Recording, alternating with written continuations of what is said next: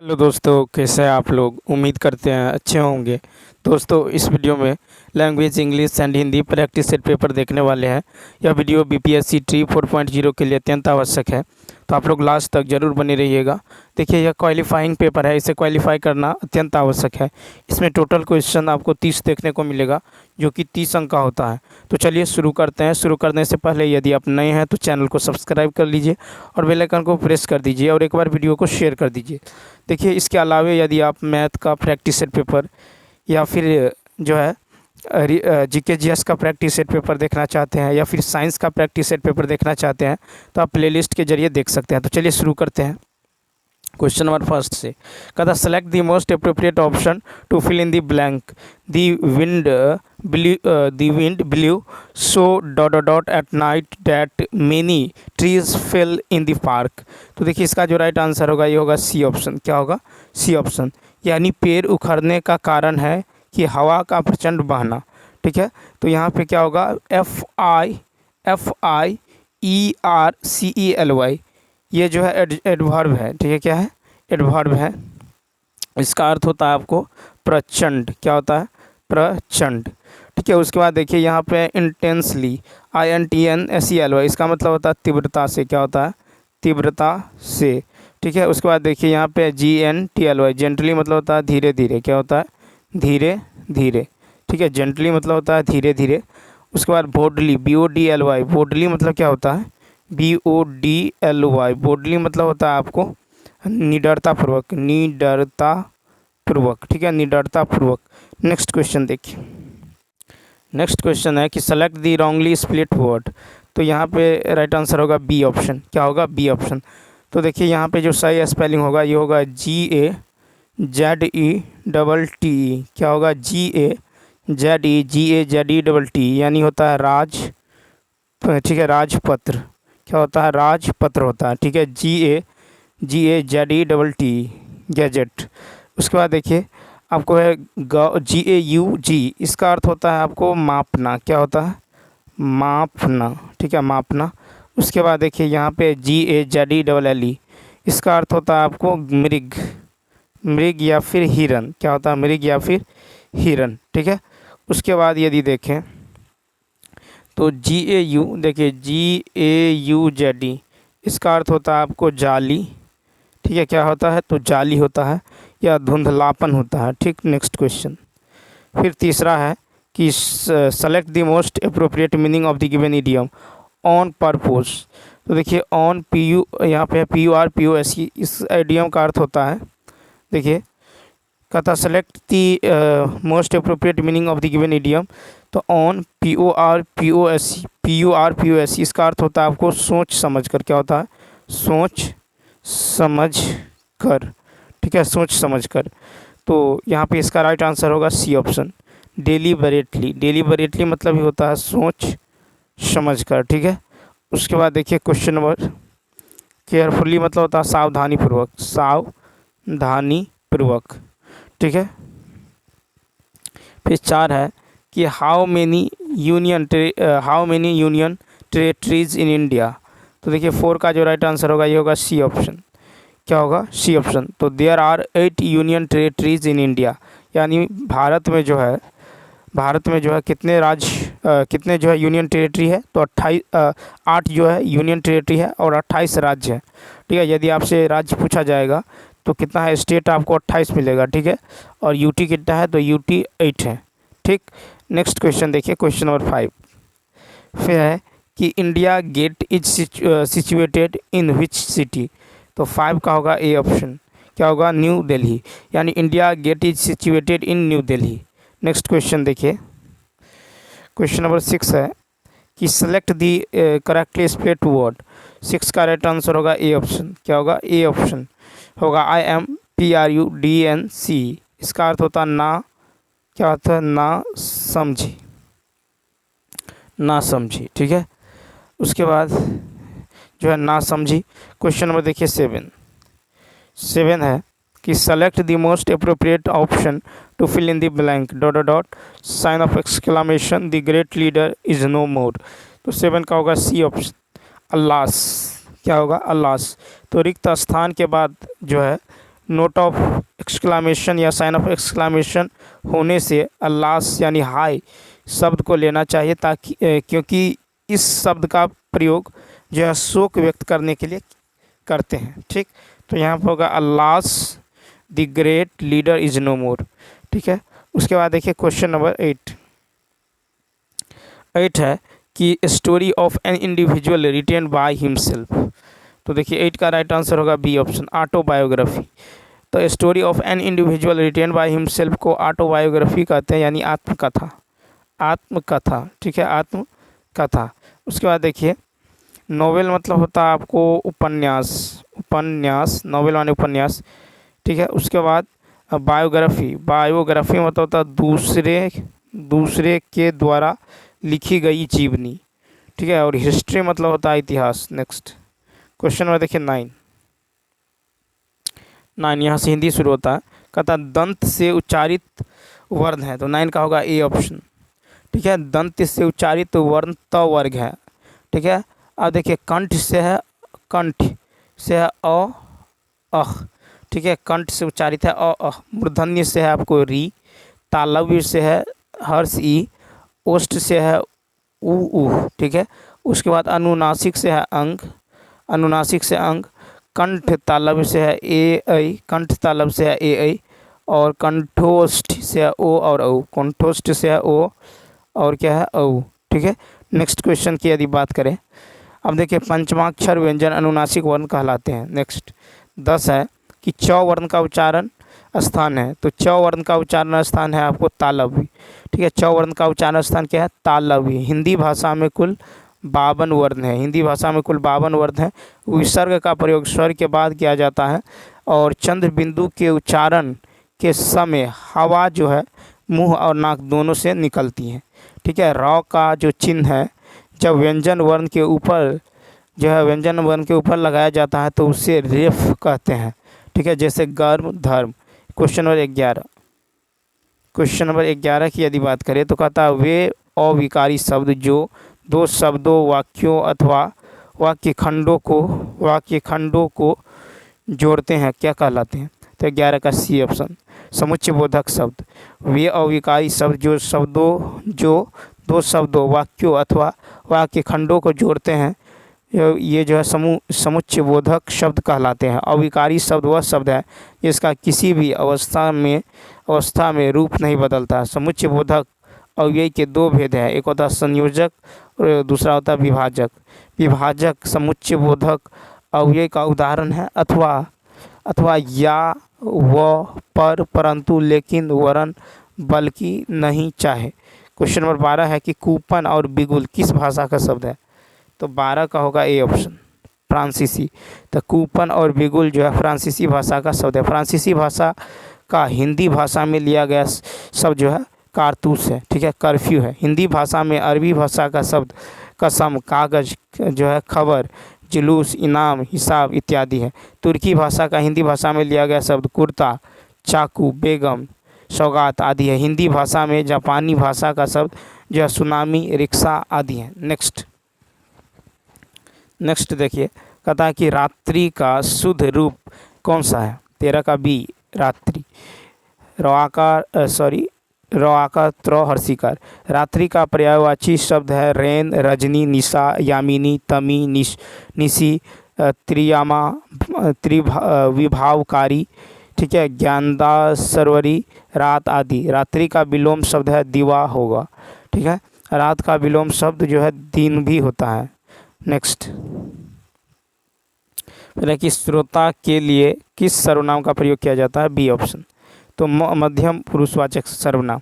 श्रोता के लिए मध्यम पुरुषवाचक सर्वनाम का प्रयोग किया जाता है। पुरुषवाचक सर्वनाम को 3 उपभेद होता है, उत्तम पुरुष, मध्यम पुरुष और अन्य पुरुष। क्वेश्चन नंबर 15 देखिए, कहता है यह गाय अधिक दूध देती है। उस वाक्य में अधिक विशेषण किसकी विशेषता बता रहा है, 15 का होगा बी, दूध की। ठीक है, तो यह गाय जो है अधिक दूध देती है। उक्त वाक्य में अधिक जो है विशेषण यानी दूध की विशेषता बता रहा है। जो संख्या या सर्वनाम की विशेषता बताए उसे विशेषण कहते हैं।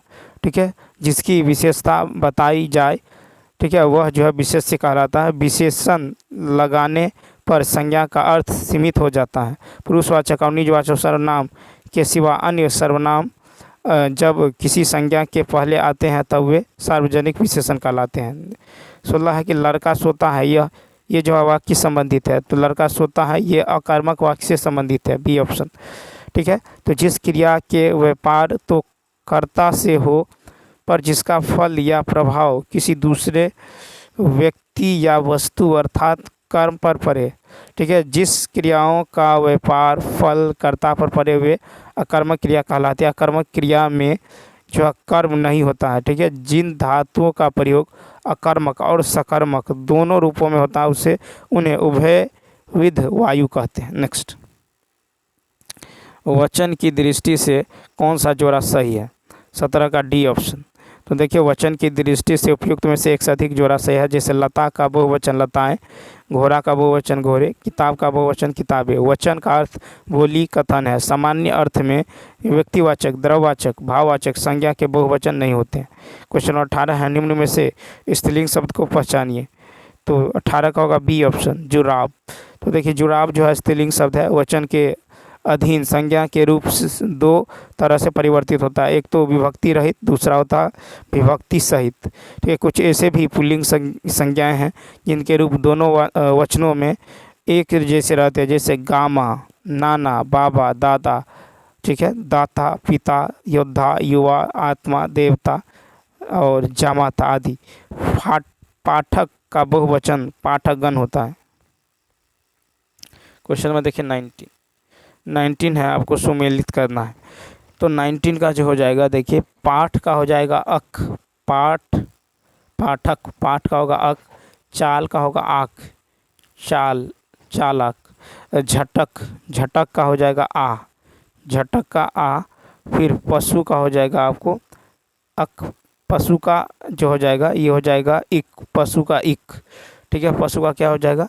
तो इक हो जाएगा, यानी इसका जो है बी ऑप्शन। देखिए, तो उपसर्ग और प्रत्यय के द्वारा शब्द के रूप और अर्थ में परिवर्तन हो जाता है। उपसर्ग वह शब्दांश हैं जो किसी शब्द के पूर्व जुड़कर उसमें विशिष्ट अर्थ प्रदान करता है। ठीक है, उसके बाद देखिए क्वेश्चन नंबर 20। क्वेश्चन नंबर 20 की यदि बात करें तो यहाँ पे हो जाएगा कि त्रिभुवन शब्द में कौन सा समास है? तो सी ऑप्शन, द्विगु समास।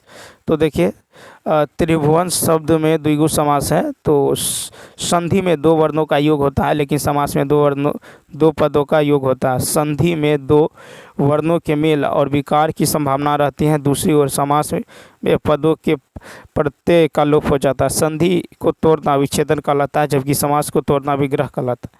21 है कि कार्य करने के बाद उसके बारे में जांच करना अर्थ वाली कहावत है। 21 का बी, पानी पीकर जाति पूछना। तो कार्य करने के बाद उसके बारे में जांच करना अर्थ वाली कहावत है, पानी पीकर जाति पूछना। यानी दाई से पेट छिपाना, मुहावरे का अर्थ जानकार से भेद छिपाना। दाल न गलना, मुहावरे का अर्थ जो है मतलब न निकालना। ठीक है, नशा उतारना, मुहावरे का अर्थ है वास्तविकता का ज्ञान होगा। नेक्स्ट 22, वह वाक्य सरल वाक्य कहलाते हैं जिनमें, तो 22 का सी ऑप्शन, जिनमें एक ही उद्देश्य और एक ही विधेय हो। वह वाक्य सरल वाक्य कहलाते हैं जिसमें एक ही ध्येय, एक ही उद्देश्य और एक ही विधेय हो। सरल वाक्य को साधारण वाक्य भी कहते हैं, मिश्रित वाक्य को जटिल वाक्य भी कहते हैं, संतुष्ट वाक्य को यौगिक अथवा संयुक्त वाक्य भी कहते हैं। नेक्स्ट 23 है कि हमें सफलता मिलने तक प्रयास करना चाहिए, अव्यय की पहचान करें। 23 का सी, संबंध बोधक अव्यय। हमें सफलता मिलने तक जो है प्रयास करना चाहिए, हमें संबंध बोधक अव्यय है। अव्यय अविकारी शब्द होता है। अव्यय शब्द किसी भी अवस्था में विकृत नहीं होता, उस पर लिंग, वचन आदि का कोई प्रभाव नहीं पड़ता। 24 है अंतेवासी का अर्थ है, सी ऑप्शन, अंतेवासी का गुरु के समीप रहने वाला शिष्य। अंतेवासी का अर्थ है गुरु के समीप रहने वाला शिष्य। शावक का अर्थ है सिंह का बच्चा। ठीक है, स्वेदज का अर्थ है पसीने से उत्पन्न होने वाला। और सांधातिक का अर्थ है प्राणों पर संकट लाने वाला। नेक्स्ट, रचना की दृष्टि से क्रिया के भेद। तो देखिए बी ऑप्शन, दो। रचना की दृष्टि से क्रिया के दो भेद हैं। रचना की दृष्टि से क्रिया के दो भेद, सकर्मक क्रिया, अकर्मक क्रिया। ठीक है, क्रिया विशेषण के चार भेद है। कालवाचक क्रिया विशेषण, रीतिवाचक क्रिया विशेषण, स्थानवाचक क्रिया विशेषण, परिमाणवाचक क्रिया विशेषण। अब 26 से 30 तक गद्यांश है कि डॉक्टर बोगल ने यूं ही चंबा को अचंभा नहीं कह डाला, और इसमें सैलानी भी इस नगरी में यूं ही नहीं खींचे चले आते। चंबा की वादियों में ऐसा कोई सम्मोहन जरूर है जो सैलानियों को मंत्रमुग्ध कर देता है, और वे बार बार यहाँ दस्तक देने चले आते हैं।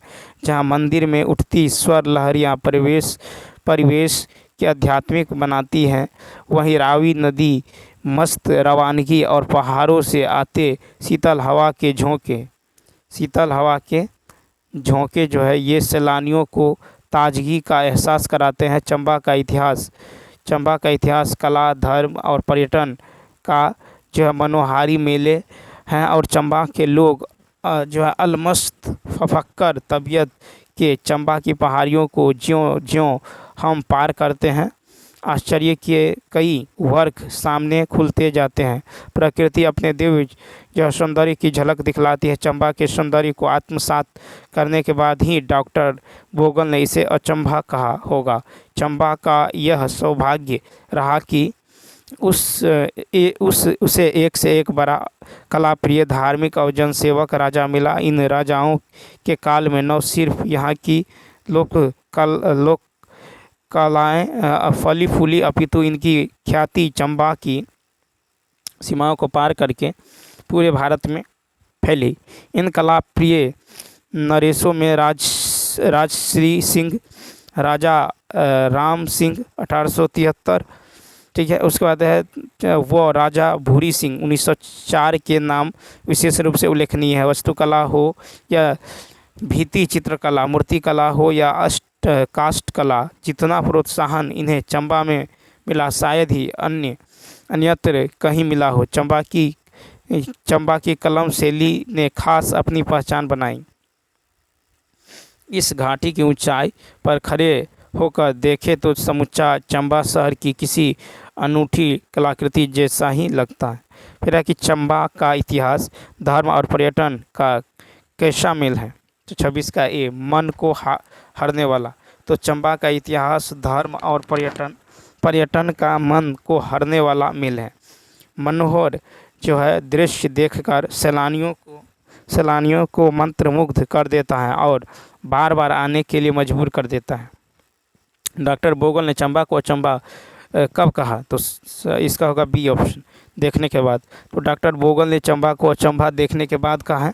चंबा घाटी की वादियों ने डॉक्टर बोगल को बहुत ही आकर्षित किया है। नेक्स्ट, फिर है कि चंबा को सौभाग्यशाली क्यों कहा गया है? ए ऑप्शन, राजा के कारण। तो चंबा को सौभाग्यशाली राजा के कारण कहा गया है। यहाँ के राजाओं बड़ा ही कलाप्रिय, धार्मिक और जनसेवक के रूप में कार्य किया। ठीक है, नेक्स्ट, फिर है कि चंबा की किस शैली ने अपना पहचान बनाई? सी ऑप्शन, कलम शैली। तो चंबा की पहचान कलम शैली के कारण विशेष कर हुआ है। फिर है कि चंबा रावी नदी घाटी में अवस्थित है। चंबा राज्य की स्थापना साहिल बर्मन ने की थी। चंबा पार्टी की लकड़ी की नक्काशी जो है विश्वविख्यात है। देखिए 30 है कि वशीकृत शब्द का समानार्थी शब्द जो है अनुच्छेद में से पहचानिए। तो बी ऑप्शन क्या होगा? मंत्रमुग्ध। तो वशीकृत शब्द का समानार्थी शब्द जो है मंत्रमुग्ध है। ठीक है, वशीकृत का अर्थ होता है वश में करना। तो वशीकृत का पर्यायवाची है आपको अधीन करना, पालतू बनाना, गुलाम बनाना, दास बनाना, सम्मोहित करना आदि। ठीक है, उसी प्रकार देखिए ख्याति का पर्यायवाची शब्द है मशहूर, नामी, प्रख्यात, विख्यात, ख्याति, प्राप्त। तो चलिए दोस्तों, इस वीडियो में इतना ही। इसके अलावा यदि मैथ का प्रैक्टिस सेट पेपर देखना चाहते हैं या फिर आप जो है जीके जीएस का प्रैक्टिस सेट पेपर देखना चाहते हैं या फिर आप साइंस का प्रैक्टिस सेट पेपर देखना चाहते हैं तो आप प्लेलिस्ट के जरिए देख सकते हैं। तो चलिए इस वीडियो में इतना ही। यदि यह वीडियो अच्छा लगा हो तो लाइक, शेयर और सब्सक्राइब करना ना भूलें। साथ ही साथ कमेंट करके बताइए वीडियो आपको कैसा लगा। तो चलिए मिलते हैं नेक्स्ट वीडियो में। Thanks for watching.